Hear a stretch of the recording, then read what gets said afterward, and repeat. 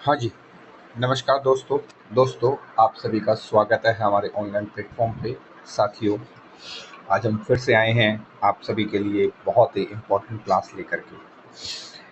पहले की क्लास में हमने जो है वो मेज़रमेंट ऑफ डिस्पर्जन पढ़ा था।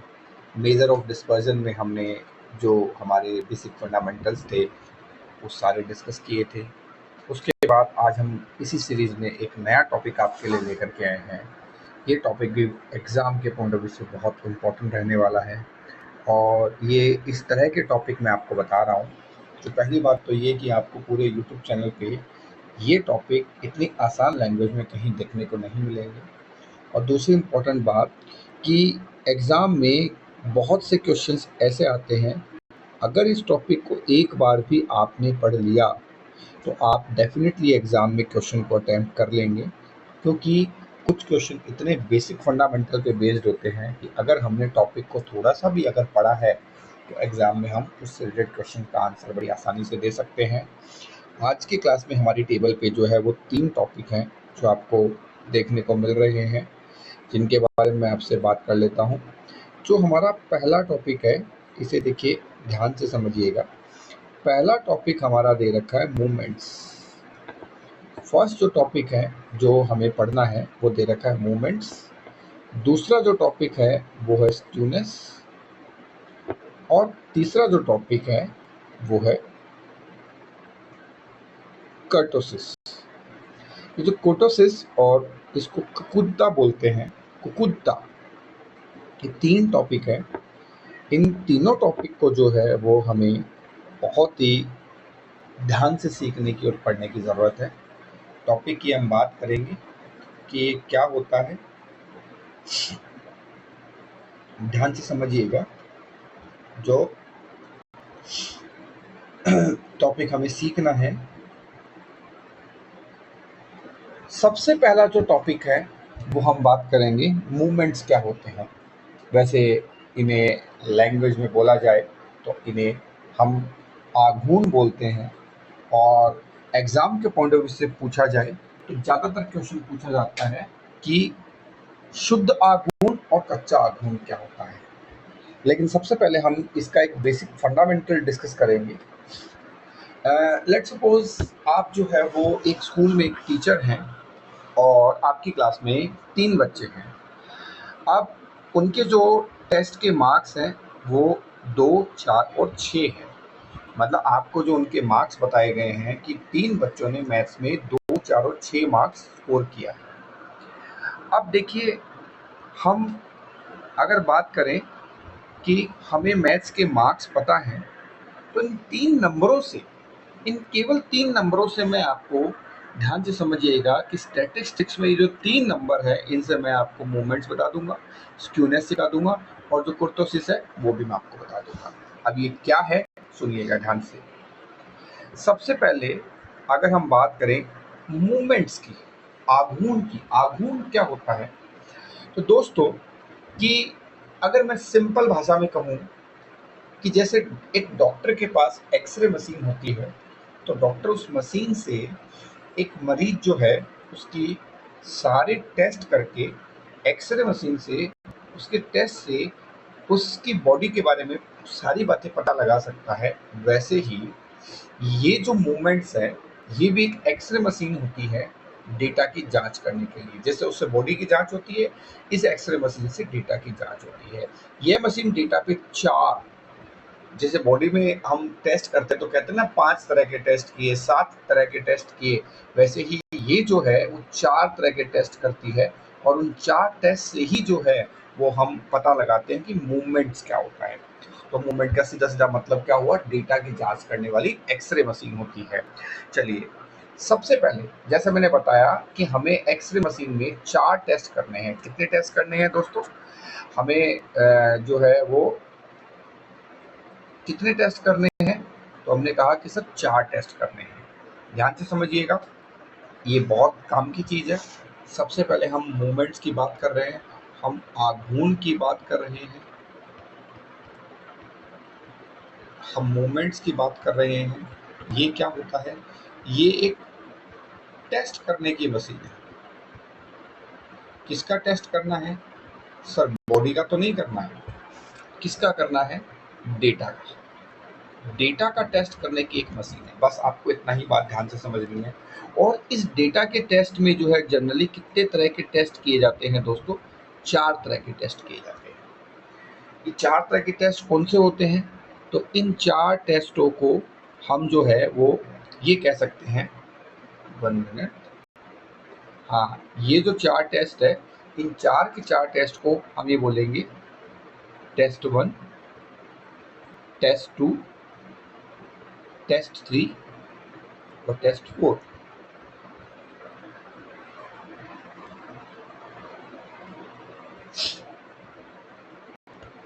तो ये जो पहला टेस्ट होता है, ये पहला टेस्ट क्या होता है? मैंने आपसे बात करी कि हमें कितने तरह के टेस्ट पढ़ने हैं मेजरली, तो हमें 4 तरह के टेस्ट के बारे में बात करनी है। 4 तरह के टेस्ट है। आप ऐसे कह लीजिए कि ये जो 4 टेस्ट है वो 4 स्कैन है, 4 एक्सरे मशीन के 4 स्कैन हैं। पहला जो स्कैन है वो ये कहता है, अगर मैं पहले टेस्ट की बात करूं तो टेस्ट 1 जो है वो ये कहता है कि डेटा जो है, डेटा का केंद्र कहाँ है। पहला टेस्ट क्या कहता है दोस्तों? कि जो डेटा है उसका केंद्र कहाँ है। जब भी हमें डेटा का सेंटर निकालना हो, जैसे हमारे पास किसी भी डेटा का कोई सेंटर है, तो वो जो पहला टेस्ट है वो ये कहता है कि डेटा का केंद्र कहाँ है। देखिए ये बात मैंने आपको बता दी। इस टेस्ट को हम देखिए, क्योंकि हमारे पास यहाँ पे डेटा के रूप में सिर्फ एक डेटा दिया गया है, हम एक शुरुआती कैलकुलेशन कर रहे हैं, शुरुआती टेस्ट कर रहे हैं, इसलिए इस टेस्ट को हम कच्चा आघूर्ण भी कहते हैं। क्या कहते हैं? ये जो पहला टेस्ट है, इस पहले टेस्ट को हम क्या कहते हैं? पहला आघूर्ण या कच्चा आघूर्ण कहता है। और ये जो टेस्ट है वो हम सिंपली, हमें पहले टेस्ट में सिर्फ ये देखना है कि डेटा का सेंटर कहाँ है, डेटा का केंद्र कहाँ है। तो जैसा मैंने आपको बताया कि हमारे पास जो डेटा है वो 3 बच्चों के मार्क्स हैं।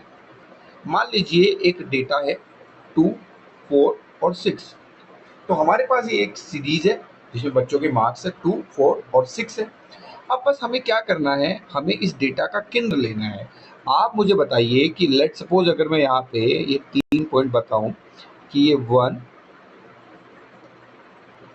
0, 1, 2, 3, 4, 5 और 6, बस।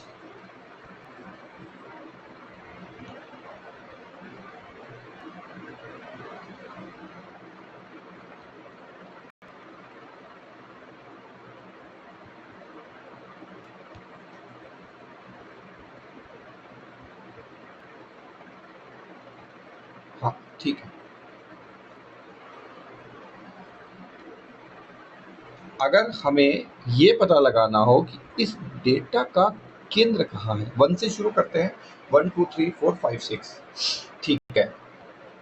तो ऐसी सिचुएशन में आप मुझे बताइए कि इस डेटा का केंद्र आप कहाँ मानेंगे? एकदम सेंटर। 2 से किसी किसी के 2 नंबर आए हैं, ऐसे समझिए 2 नंबर आए हैं, किसी के 4 नंबर आए हैं और किसी के 6 नंबर आए हैं। तो इसका मतलब हमारे पास जो डेटा है वो है 2, 4 और 6। इसका केंद्र कहाँ होगा? सर इसका जो केंद्र है वो एकदम सेंटर में होगा। ये 4 आया, तो इसका जो हमने केंद्र निकाला वो कैसे निकाला? 2 + 4 + 6 को डिवाइडेड बाई 3 किया तो इसका केंद्र 4 आया। ये जो केंद्र है यही तो माध्य है, यही तो सेंटर है, यही तो मीन है। और हमने क्या सीखा कि हम सबसे पहले टेस्ट 1 में ये देखते हैं कि हमारे डेटा का जो सेंटर है वो क्या है। बस यही क्या है, ये हमारा पहला टेस्ट है, बहुत इंपॉर्टेंट है, आपको ये सारी बातें सीखनी है। तो देखिए अब यहाँ से आते हैं, डेटा का केंद्र कहाँ है। इस टेस्ट को हम कच्चा आघूर्ण भी कहते हैं, क्योंकि पहली बार कैलकुलेशन कर रहे हैं, क्योंकि हम शून्य से, 0 से शुरुआत करते हैं। डेटा का शुरुआती बिंदु होता है। कैसे निकालेंगे? तीनों बच्चों के जो नंबर है उनको जोड़ो और कुल बच्चों से भाग दे दो। तो यहाँ पे 3 बच्चों के नंबर है, देखिए मैंने आपको जोड़ के बता रखे हैं, और उसको 3 से डिवाइड कर दिया तो आपका डेटा आ गया 4। ठीक है सर, हम पहली बात समझ गए।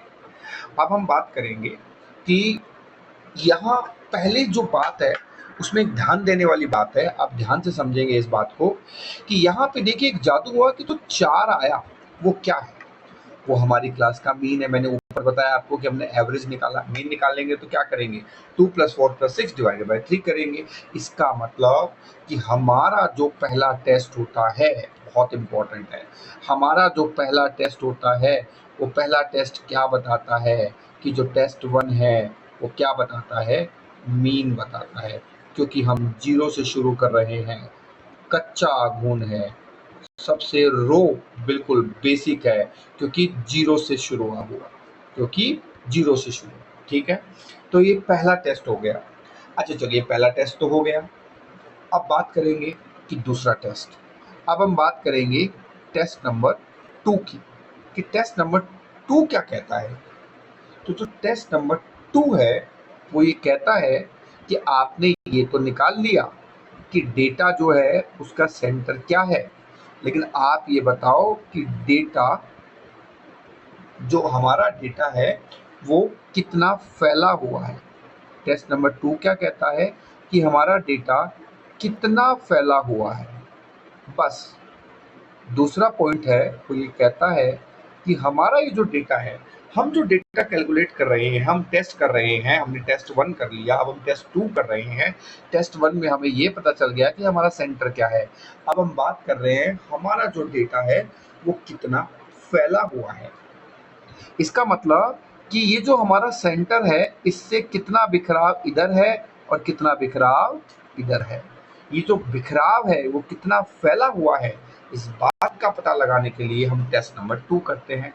तो चलो टेस्ट नंबर 2 की बात करेंगे। यानी पहला टेस्ट हमें मीन बताता है और दूसरा टेस्ट हमें क्या बताता है।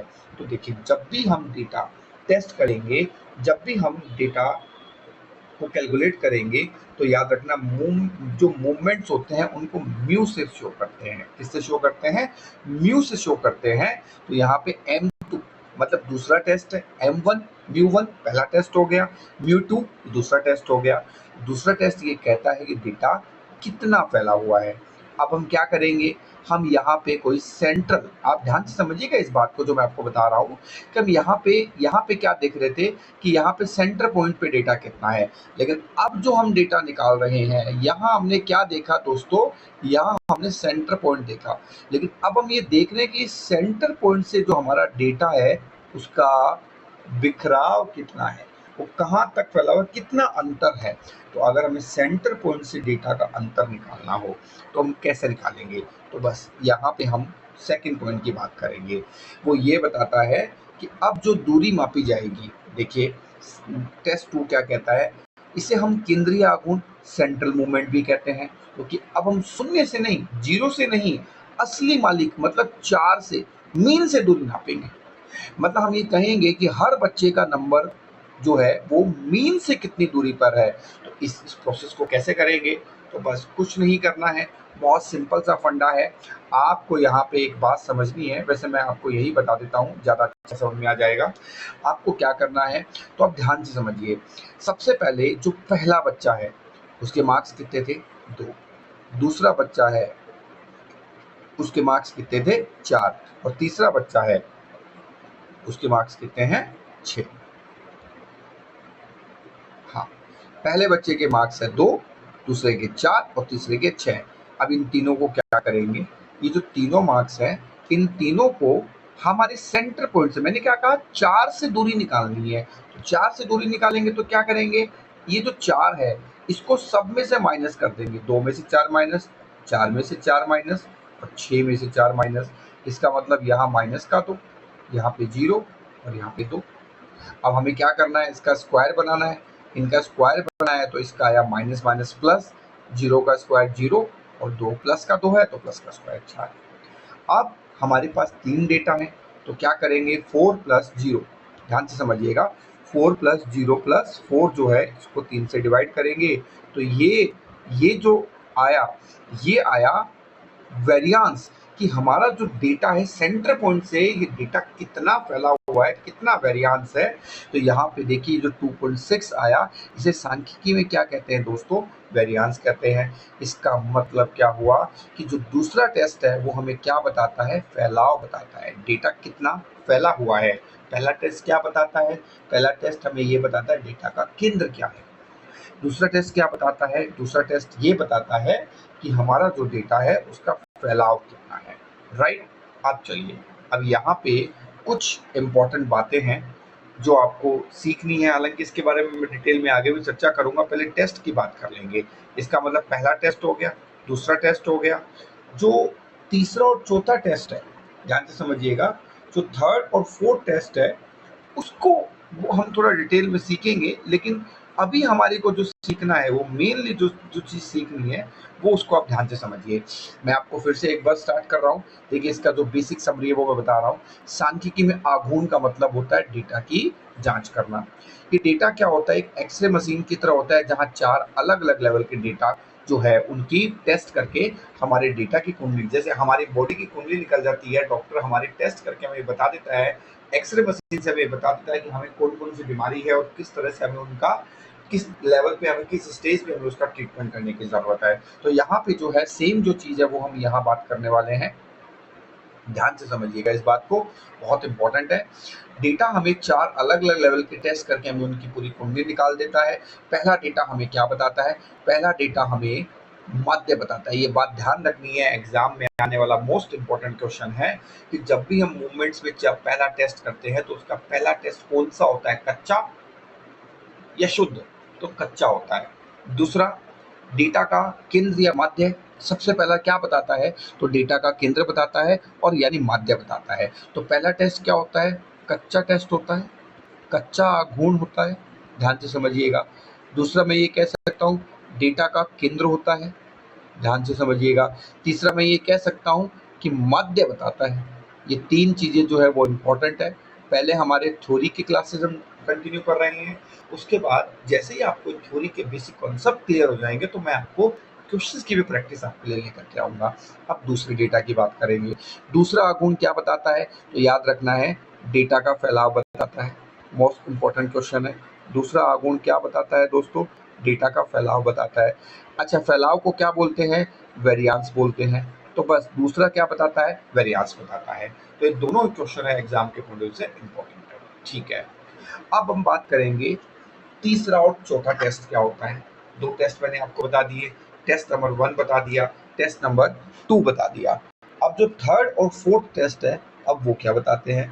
देखिए, हमें जो है वो ये बात समझनी पड़ेगी, हमें इन चीज़ों को सीखना पड़ेगा कि जब भी हम टेस्ट की कैलकुलेशन कर रहे हैं तो ये कैसे कैलकुलेट करते हैं। तो देखिए, थर्ड और फोर्थ, थर्ड जो है डेटा का तीसरा गुण बताता है डेटा का तिरछापन यानी विषमता को बताता है, और चौथा गुण क्या बताता है? डेटा का नुकीलापन या हम कह सकते हैं कुर्तोसिस बताता है। तो यहाँ पे स्क्यूनेस और कुर्तोसिस ये 4 टेस्ट होते हैं। तो मैंने आपको 4 टेस्ट बताए। पहला टेस्ट क्या बताता है दोस्तों? टेस्ट 1 क्या बताता है? देखो, हमने यहाँ पे डिस्कस किया है। टेस्ट 1 जो है वो हमें बताता है कि डेटा का केंद्र कहाँ है। दूसरा टेस्ट क्या बताता है? दूसरा टेस्ट बताता है टेस्ट कहाँ, डेटा कितना फैला हुआ है। तीसरा टेस्ट क्या बताता है? डेटा का टेढ़ापन बताता है। क्या बताता है दोस्तों? डेटा का टेढ़ापन। हाँ, डेटा का जो टेढ़ापन है, थोड़ा सा हिंदी को आप समझ जाना। और टेस्ट 4 क्या बताता है? तो जो टेस्ट 4 है दोस्तों, वो हमें ये बताता है कि जो हमारा डेटा है वो वो नुकीला है कि वो डेटा सीधा है। तो डेटा का नुकीलापन बताता है। 4 टेस्ट हो गए बस। अब देखिए, हमारा जो चैप्टर है उसको अगर ध्यान से समझें तो मूवमेंट्स के अंदर ही विषमता और कुकुदता आती है। मतलब कुर्तोसिस और स्क्यूनेस जो है वो इसी के 2 टेस्ट है। आप ध्यान से समझिए इस बात को, ये भी एक टेस्ट है और ये भी एक टेस्ट है। टेस्ट नंबर 1 मैं आपको बता चुका हूँ, टेस्ट नंबर 2 मैं आपको बता चुका हूँ, टेस्ट नंबर 3 मैं आपको बता चुका हूँ, और टेस्ट नंबर 4 भी मैं आपको बता चुका हूँ, ठीक है। अब चलिए, अब यहाँ पे कुछ काम की बहुत इंपॉर्टेंट बातें हैं जो आपको सीखने की ज़रूरत है, ध्यान से समझिएगा। सबसे पहले अगर हम बात करें तो मैंने आपको बताया कि जब भी हम डेटा निकालते हैं तो कैसे निकालते हैं। तो देखो, ये मशीन जो है वो 2 तरीकों से काम करती है। कितने तरीकों से काम करती है? 2 तरीकों से काम करती है।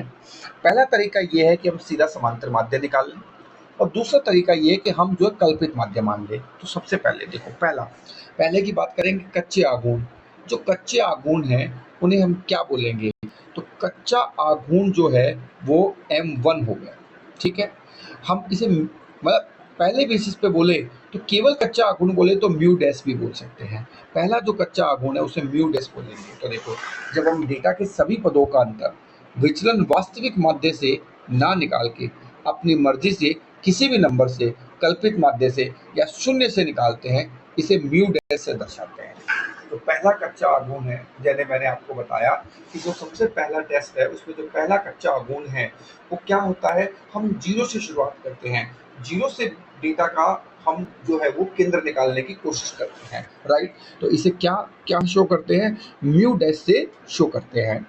तो यहाँ पे पहला जो बहुत इंपॉर्टेंट क्वेश्चन है वो ये आएगा, बहुत इंपॉर्टेंट आरपीसी का नियम है कि शून्य से निकाला गया जो पहला कच्चा आघूर्ण होगा, याद रखिएगा, मैं आपको ऑलरेडी पहले बता चुका हूँ ये बात, कि जो शून्य से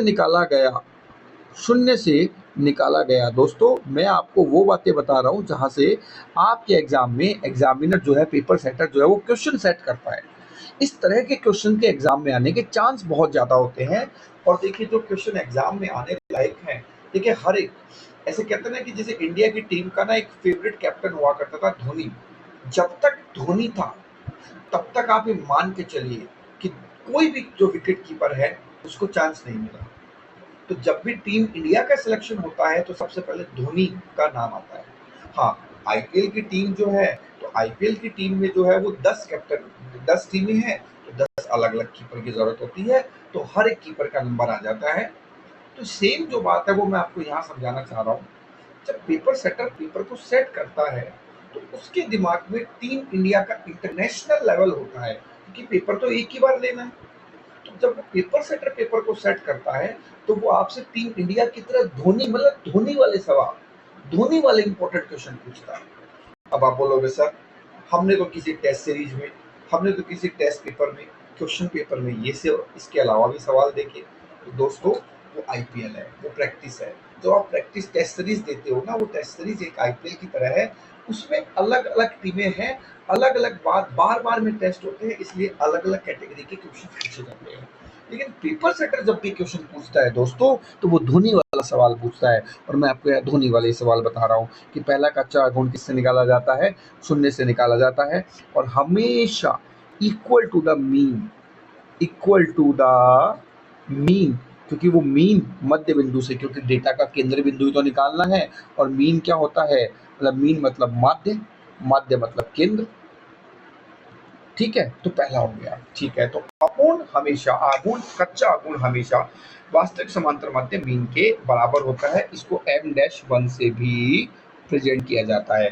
तो अगर आपसे एग्जाम में पूछा जाए कि M-1 क्या होता है, तो M-1 जो पहला टेस्ट है वो हमेशा मीन के इक्वल होता है। अब हम बात करेंगे दूसरा कच्चा आघूर्ण, M-2 क्या होता है। तो दूसरा कच्चा आघूर्ण जो है, यहाँ पे हम क्या करते हैं कि एक सिंपल सा फॉर्मूला लगाते हैं, sigma X square upon N. अगर हमें तीसरा डेटा निकालना हो, तीसरे कच्चे आघूर्ण का फॉर्मूला क्या होता है? सिग्मा एक्स की क्यूब अपॉन एन। और अगर हमें चौथा आघूर्ण निकालना हो तो इसका फॉर्मूला होता है सिग्मा एक्स की पावर 4 अपॉन एन।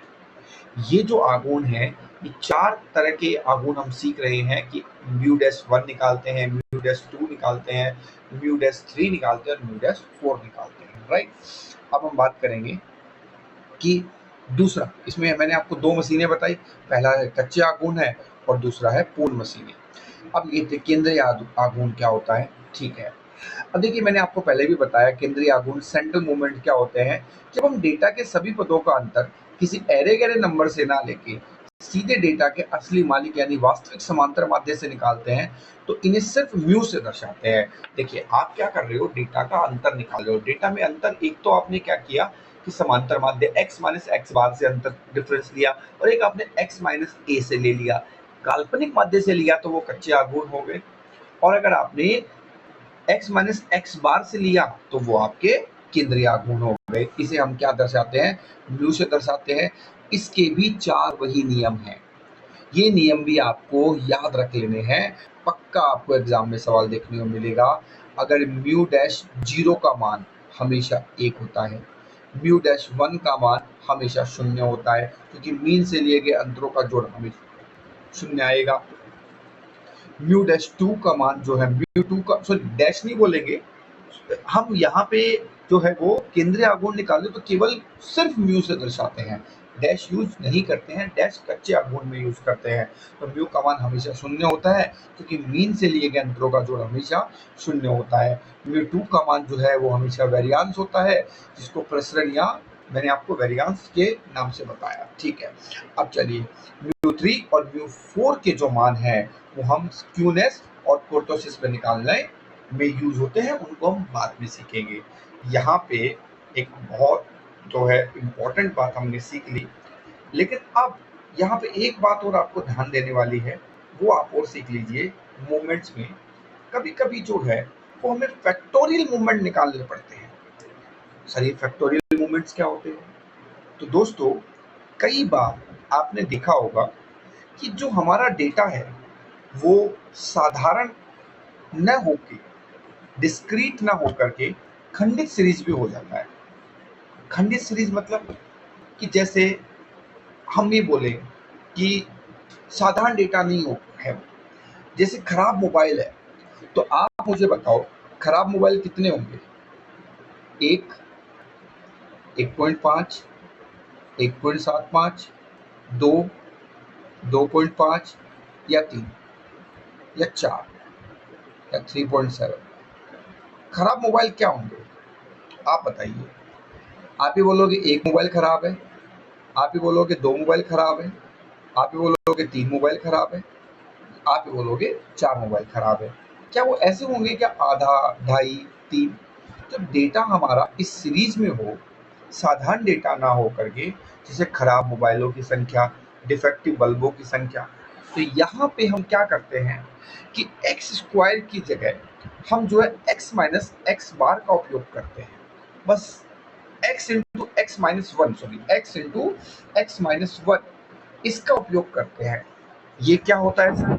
कुछ नहीं होता दोस्तों, बस कैलकुलेशन को आसान करने के लिए एक्स स्क्वायर ना बनाना पड़े, बड़ी संख्या हो, डेटा बहुत फैला हुआ हो, तो ऐसे फैले हुए डेटा के अंदर जो है वो हमारे लिए पॉसिबल नहीं होगा कि हम इतने बड़े डेटा की कैलकुलेशन करें।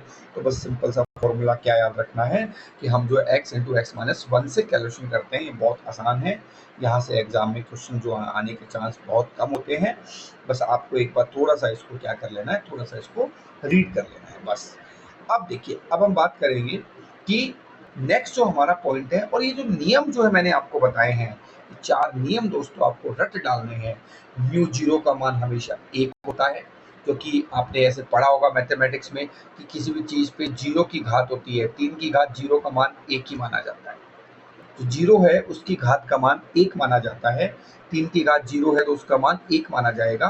तो यहाँ पे म्यू जीरो का मान हमेशा 1 होगा, म्यू वन का मान हमेशा 0 होगा, क्योंकि मीन से लिए गए अंतरों का जोड़ हमेशा 0 होता है। तो एक्स माइनस आप एक्स बार करोगे तो एंड ऑफ द डे ये टोटल, मतलब सारी सीरीज का जब डिफरेंस निकालो तो हमेशा 0 आएगा। एम म्यू टू का मान वेरियांस या फिर प्रसरण के बराबर होता है, ये बात आपको ध्यान रखनी है। म्यू थ्री और म्यू फोर का मान जो है वो स्क्यूनेस और कुर्टोसिस में कैलकुलेट होता है, उसको हम थोड़ा डिटेल में आगे सीखेंगे। अब देखिए, अब हम बात करेंगे कि कई बार जो है वो हमारे को ये जो है वो एक क्वेश्चन आ जाता है, हालांकि इसकी चर्चा हम बाद में करेंगे, पहले मैं आपको इसके आगे का पॉइंट बता देता हूँ ताकि आपके लिए जो है वो चीज़ समझना आसान हो। कई बार जो हमारी कच्चे माल है उसको शुद्ध माल में बदला जाता है। फॉर्मूला जो है एग्जामिनर आपसे म्यू डैश के फॉर्मूले देकर के आपसे म्यू के फॉर्मूले पूछेगा, तो म्यू डैश से म्यू के जब फॉर्मूले पूछे जाए तो आपको ध्यान रखना है mu one, mu two, mu three और म्यू फोर, इन चारों के जो फॉर्मूले हैं इनमें सबसे इंपॉर्टेंट बात है कि आपको म्यू डैश का म्यू वन का फॉर्मूला हमेशा याद रखना है कि म्यू वन का मान हमेशा 0 होता है। उसके बाद इसके आगे चर्चा हम आगे करेंगे। यहाँ पे एक जो है वो चर्चा में हमारा एक लास्ट पॉइंट जो है वो बचा है, जिसको आपको सीखने की जरूरत है कि शेपार्ड का संशोधन नियम होता है। मोमेंट्स के अंदर कई बार जब डेटा इस तरह होता है, मान लीजिए हमें जनसंख्या के डेटा दे रखे हैं 0 से 10 या 10 से 20, तो क्या हम ये कह सकते हैं कि 0 से 10 के बीच में अगर कोई जनसंख्या का डेटा है, हम किसी की एज निकाल रहे हैं, आयु का डेटा, एज के डेटा है, तो क्या हम ये कह सकते हैं 0 से 10 के बीच में जो आयु है वो सबकी 5 है? जितने भी लोग हैं इस धरती पर सारे 5 साल के हैं, और 10 से 20 के बीच में जो डेटा है उनकी आयु 15 है। क्या ये कहना सही है? नहीं सर, ये 10 से 20 के बीच में तो 16 भी है, 14 भी है, और 15 भी है, 17 भी है, 18 भी है, 19 भी है। तो ऐसे में ऐसा हो सकता है कि जब डेटा किसी ग्रुप में हो, जैसे 0 से 10, 10 से 20, अभी हम जो सीरीज पढ़ रहे थे वो साधारण सीरीज जो जो खंडित श्रेणी थी उसमें हम पढ़ रहे थे कि हमारे पास डेटा होंगे 5, 7, 8, 9, 10 इस तरह से डेटा होंगे। लेकिन अगर यही डेटा जो है 0 से 10 हो जाए तो ग्रुप में है, तो ऐसे में हो सकता है कि हमारे डेटा में कोई एरर आ जाए। और ये जो एरर आएगी, देखिए इस एरर में हमें क्या करना पड़ेगा? संशोधन करना पड़ेगा। हमें क्या करना पड़ेगा? एरर में केवल संशोधन के बारे में सीखना और कुछ नहीं सीखना है। केवल शेफर्ड का संशोधन करना है। वो संशोधन करना है mu2 और mu4 के ऊपर। अब आप बोलोगे mu1 और mu3 में क्यों नहीं किया? तो याद रखना कि जब भी हमें mu1, mu2, mu3 और mu4 निकालना हो, तो जो सम संख्याएं हैं उनका जो है उस सम संख्याओं का स्क्वायर होने की वजह से, जब भी हम mu1, mu2 में x माइनस x बार करके डिफरेंस निकालते हैं, तो यहाँ पे जो सम संख्या है उनका स्क्वायर होने की वजह से जो सम संख्या के mu2 और mu4 है उन्हीं में एरर आती है। इसलिए हमें उन्हीं में संशोधन करने की जरूरत है। जबकि mu1 और mu3 जो है विषम संख्या है, उनमें कोई एरर नहीं आती है, तो उनमें संशोधन करने की भी कोई जरूरत नहीं है। तो सर, ये शेफर्ड का संशोधन क्या कहता है? कुछ नहीं बच्चों, आपसे एग्जाम में केवल एक फॉर्मूला पूछा जाता है कि यहाँ पे शेफर्ड का जो संशोधित फॉर्मूला है उसका क्या फॉर्मूला है। तो कुछ नहीं करना, mu2 minus h2h² divided by 12। क्योंकि यहाँ पे जो वर्ग अंतराल होता है, ये बात ध्यान रखना, यहाँ पे h जो है h वर्ग अंतराल है, और ये जो संशोधन है वो 12वें हिस्से के लिए किया जाता है, इसलिए हमेशा यहाँ 12 से डिवाइड किया जाता है। तो दोस्तों, यहाँ पे मैंने आपको आज जो है वो हमारे फॉर्मूले में जो 2 टेस्ट है उन 2 टेस्ट के बारे में डिस्कस कर लिया। पहला टेस्ट मैंने आपको ये बता दिया कि डेटा का केंद्र क्या है, और दूसरा टेस्ट मैंने आपको ये बता दिया कि डेटा का फैलाव कितना है। साथ में मैंने आपको थर्ड टेस्ट बताया स्क्यूनेस, और फोर्थ टेस्ट बताया आपको कुर्तोसिस। आज हमने बात करी कि जब भी हम कच्चे आघूर्ण निकालते हैं तो वहाँ पे म्यू डैश का मान निकाला जाता है, और जब भी हम शुद्ध मान में उनको कन्वर्ट करते हैं तो हम म्यू से, केवल म्यू का यूज करते हैं। कच्चे आघूर्ण में जो है वो आपको ध्यान रखना है, ये बात आपसे एग्जाम में पूछी जाएगी कि कच्चे आघूर्ण में और पक्के आघूर्ण मतलब शुद्ध आघूर्ण में जब मान निकालते हैं तो किस तरह से मान निकाला जाता है। तो आपको केवल इतना याद रखना है कि जो M1 है, M1 जो जो पहला आघूर्ण निकालते हैं वो याद रखिएगा हमेशा म्यू डैश से दिखाया जाता है और हमेशा शून्य से निकाला जाता है, और M1 का जो मान है वो मीन के बराबर होता है। दूसरा फिर मैंने आपको बताया कि यहाँ पे जब हम शुद्ध मान में बदलते हैं तो यहाँ पे mu1 का मान हमेशा 0 होता है, ये बात आपको याद रखनी है, हमेशा फिक्स होता है। mu1 जो है वो हमेशा आपको ध्यान रखना है, mu1 का मान 0 होता है। और यहाँ पे एक जो चीज है जो आपके लिए ध्यान रखनी है कि वो कई बार पूछी जा सकती है कि जब भी हम डेटा को पक्के आघूर्ण में, शुद्ध आघूर्ण में कन्वर्ट करते हैं तो म्यू से दर्शाते हैं, ना कि म्यू डैश से दर्शाते हैं। और यहाँ पे ये बात आपको ध्यान रखनी है, क्यों? ये मान आपसे पूछे जा सकते हैं। म्यू 0 का मान हमेशा 1 होता है, क्योंकि 0 का जो जब भी हम 0 की घात है 3 की घात 0 का मान हमेशा 1 होता है, तो यहाँ पे mu1 का मान हमेशा 0 होगा और mu 0 का मान हमेशा 1 होगा। ये उल्टा होता है, और mu1 हमेशा मीन से लिया जाता है, इसलिए अंतरों का जोड़ हमेशा 0 होता है, और mu2 का मान जो है वो हमेशा वैरियांस ऑफ प्रसरण के रूप में दर्शाया जाता है।